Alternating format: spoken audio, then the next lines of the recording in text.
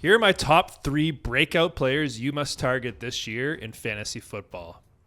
Raise a hand if you overpaid for Garrett Wilson last season only to watch his potential breakout fizzle 4 plays in. I definitely did, but the good news is that this season we get a redo and his chances at a breakout have only improved. First, let's quickly look at why Garrett hasn't cracked the top 20 in fantasy and why he looks like a great bet to be a top 10 guy this year. In 2023, the Jets scored a total 22 touchdowns. The offense was historically bad.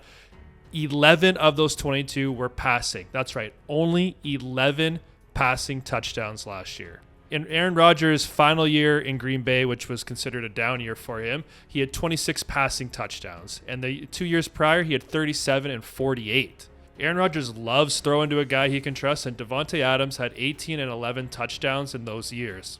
And in the previous 2 seasons, Garrett Wilson has cracked 1,000 yards both times, but has only finished with 4 and 3 touchdowns.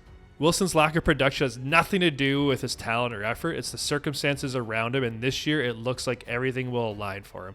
The Jets quadrupled down on the O-line. Rodgers is healthy. Hall is an extra year removed from his ACL injury. They have a legit number 2 receiver to pair with him. Everything is set up for Wilson to have a monster season. Don't be surprised when Wilson goes for double-digit touchdowns and surpasses 1,200 yards receiving.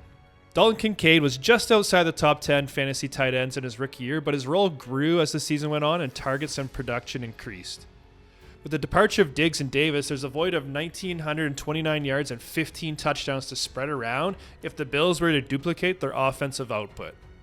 If I had to bet who's going to be the biggest beneficiary of those extra targets from Allen, I'm taking Kincaid all day over Shakir, Coleman, Samuel, Claypool. I like Coleman, but rookies are always a bit of an unknown, and Kincaid has a year under his belt, and Allen will be looking to him often as he has the most chemistry and trust with him.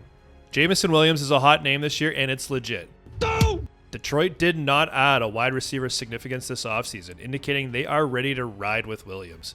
With his injury and gambling problems in the rearview mirror, expect Williams to have a classic year 3 wide receiver breakout. Dude averaged only 3.5 targets per game last season, which shows how limited his role was.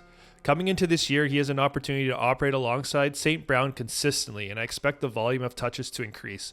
With his game-changing speed, he has more chances to turn those touches into big plays. He'll still need to compete with St. Brown, Laporta, Gibbs, Montgomery for touches, but expect his usage to trend in a positive direction and set career highs across the board. I won my main Dynasty League last season, and I own both Williams and Wilson. Neither really contributed on my run, but not having any significant draft picks this year, breakout seasons from these 2 will keep me in the title hunt. Let me know who you're targeting this year for a breakout season, and may you take the title home this year.